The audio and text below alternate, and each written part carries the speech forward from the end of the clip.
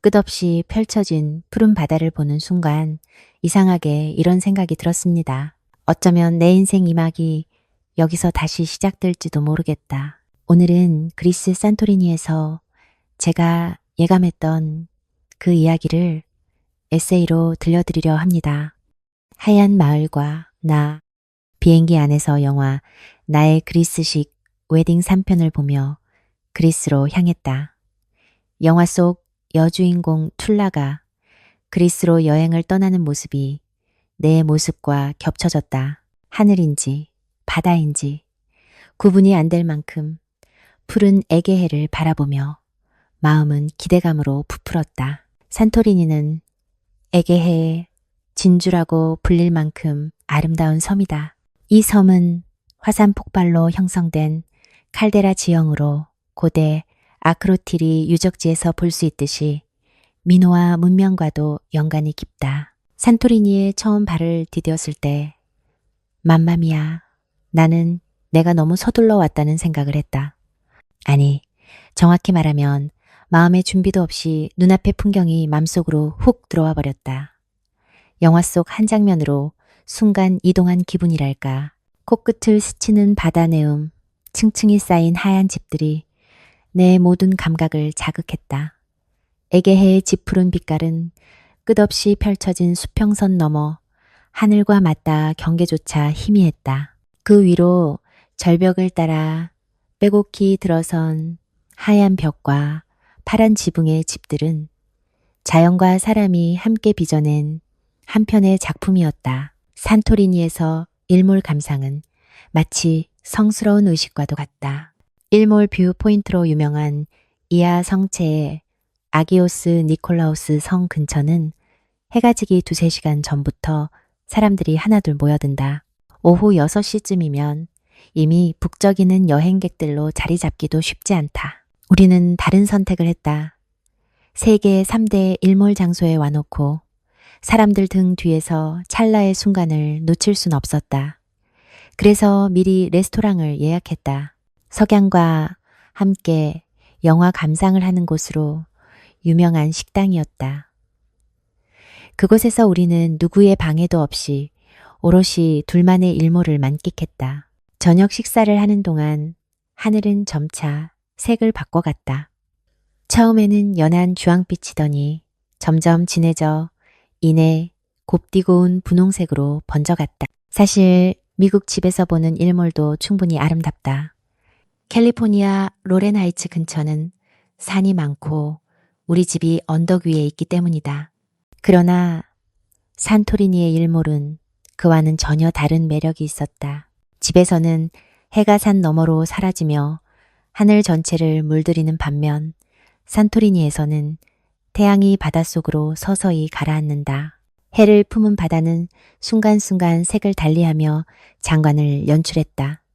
하늘도 그 광경을 고요히 지켜보며 함께 어우러졌다. 정말 숨이 멎을 만큼 아름다웠다. 평소에 당연하게 여겼던 하늘과 바다가 이렇게 황홀할 수 있구나 싶었다. 특별한 순간은 늘 빨리 지나간다. 마침내 태양이 수평선 아래로 완전히 사라지고 이내 아쉬움이 밀려왔다. 시간이 멈춘 골목에서 다음 날 이하 마을을 구경했다.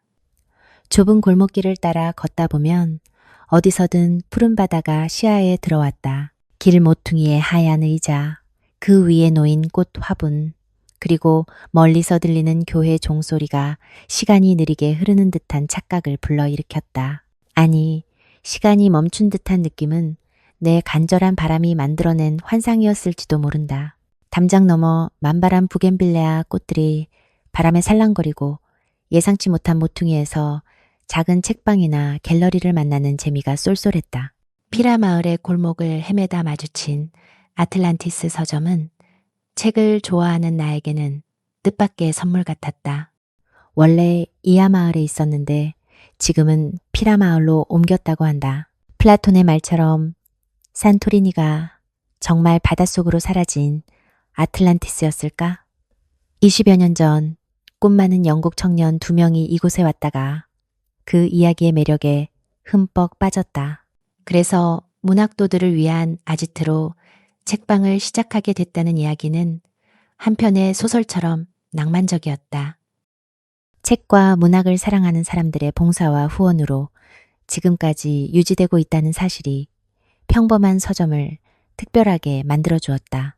서가에 꽂힌 고서들은 산토리니의 신화와 그리스의 고대사를 품은 채 먼지 쌓인 시간 너머의 이야기를 들려주고 있었다. 파란돔 교회와 아몬디 베이, 항구와 케이블카, 세 개의 종교회와 칼데라 뷰까지 산토리니는 어디를 둘러봐도 마치 세상 끝자락에 선 것처럼 벅찬 느낌이었다.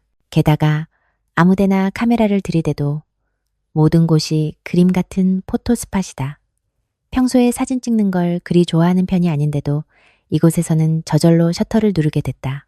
그런데 막상 사진을 찍고 보니 그 순간의 감동이 사진에 다 담기지 않았다. 지중해 특유의 바다 빛깔, 멀리서 울려오는 교회의 종소리, 그리고 시간이 멈춘 듯한 고요함은 렌즈 너머 그 자리에 남겨져 있었다. 맛으로 느끼는 지중해, 여행에서 빠질 수 없는 즐거움이 바로 현지 음식이다.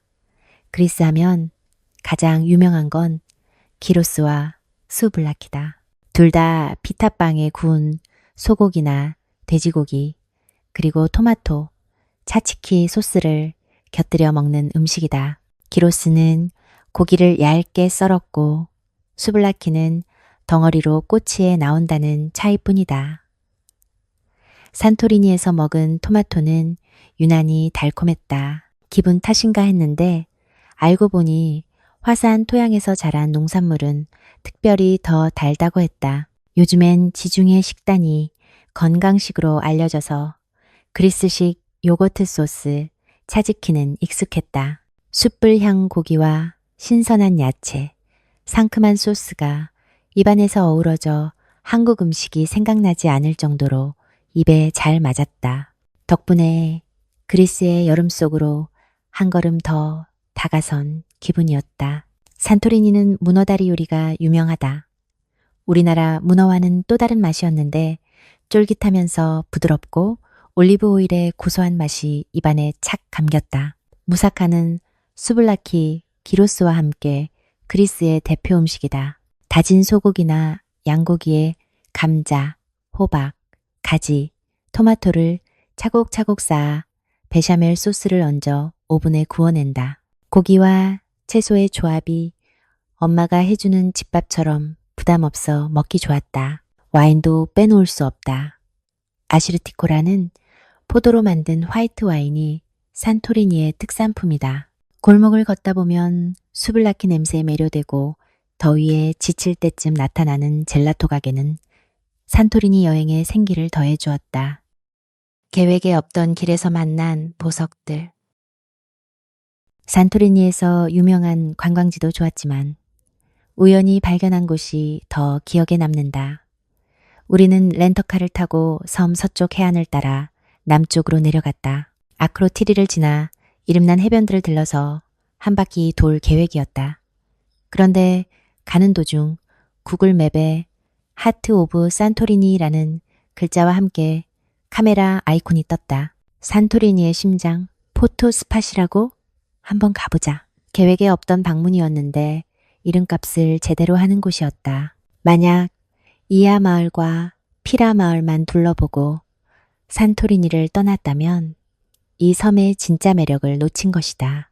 이곳은 에게해를 앞에 두고 두 마을 전체를 한눈에 바라볼 수 있는 장소였다. 하트 모양으로 뚫린 바위 앞에서 인증샷을 찍고 나서 사람들이 하나 둘 아래로 내려간다. 우리도 호기심에 따라가 봤다. 하늘만큼 큰 그리스 국기가 펄럭이고 있었다. 그 절벽 끝에는 딱 한 사람이 들어갈 만한 작은 문이 보였다. 소박하지만 경건한 분위기의 예배당이 우리를 맞이했다. 땅끝 같은 동굴에서 하늘의 시작을 매일 느끼며 예배했을 그 누군가의 삶이 그대로 느껴졌다. 아크로티리 유적지와 베네치안 성도 인상적이었다. 에게해의 폼페이라 불릴 만한 곳이었는데 약 3600년 전 화산 폭발로 사라진 고대 도시의 흔적을 볼 수 있다는 게 신기했다. 관광객이 거의 없어 조용하고 여유로웠다. 3000년 전 흔적을 보고 있자니 그 옛날에도 누군가 지금 내가 보고 있는 이 하늘과 바다를 같은 마음으로 바라봤겠다는 생각이 들었다. 시간과 공간이라는 건 참 신기하다. 절대 그 거리를 뛰어넘지 못할 것 같으면서도 어느새 모든 격차를 넘어 만나고 있으니 말이다. 레드비치는 정말 신기한 곳이었다. 붉은 화산암 절벽이 마치 화성의 풍경 같았다. 해변까지 내려가는 길이 꽤 험했지만 그 덕분에 더욱 특별한 경험이 됐다. 붉은 절벽이 병풍처럼 해변을 감싸고 있어서 자연이 만든 예술 작품 속에 들어온 듯한 기분이었다. 페리사 비치의 검은 모래는 산토리니만의 또 다른 매력이었다. 까만 모래와 맑고 투명한 바다는 화산이 만들어낸 특별한 풍경이다. 에게에 발을 담그고 해변을 천천히 걸으며 오랜만에 여유로운 시간을 보냈다. 바닷가를 따라 레스토랑들이 쭉 늘어서 있었다.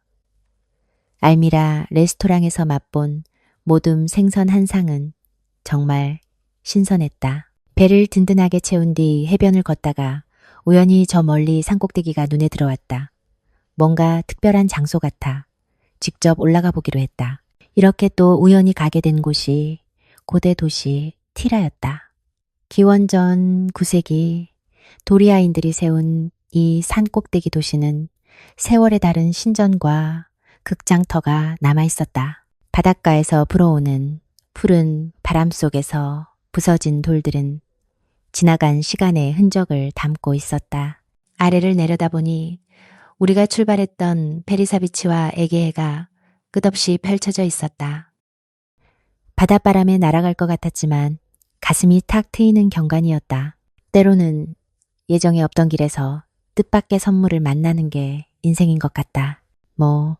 별거 있을까 하며 옮긴 발걸음이 사실은 가장 높은 곳에 오르게 한 걸음이었다는 걸 그제야 깨달았다. 렌즈보다 마음으로 느끼는 여행. 산토리니에서 보낸 며칠은 내 삶에 생기를 불어넣어줬다. 평소 바쁘게만 살아오던 나에게 이곳에선 시간이 느리게 흐르는 것 같았다. 이아 마을의 골목을 걷고 피라 마을의 테라스에 앉아 바다를 바라보면서 그동안 내가 얼마나 분주하게 살아왔는지 돌아보게 됐다. 사람들은 산토리니를 평생에 한 번은 가봐야 할 곳이라고 한다. 나 역시 그 말에 동감한다. 그 이유는 아름다운 풍경 때문만은 아니다. 이곳에서는 마음이 멈춰진다. 바쁜 일상을 잠시 멈추고 자연과 사람, 그리고 나와 마주하는 시간을 가질 수 있기 때문이다. 떠나는 날 카메라를 내려두고 일몰을 바라봤다. 그냥 있는 그대로 눈과 마음에 담고 싶어서였다. 태양이 바다 너머로 쓰러지며 하늘이 온통 붉게 물들었을 때 나는 이 순간을 평생 잊지 못하리란 걸 알았다. 산토리니는 가보는 곳이 아니라 느끼는 곳이다. 하얀 골목 사이로 불어오는 바람, 고요한 바다의 속삭임, 그리고 커피 한 잔의 여유. 이 모든 게 산토리니만의 특별한 시간을 만들어줬다. 언젠가 다시 이곳을 찾는다면 그때는 더 천천히, 더 깊이 이 섬의 마음을 읽어보고 싶다.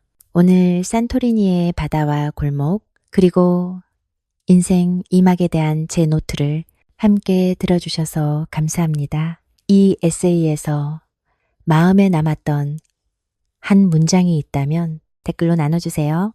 여러분의 인생 이막은 어떤 색으로 칠해지고 있나요?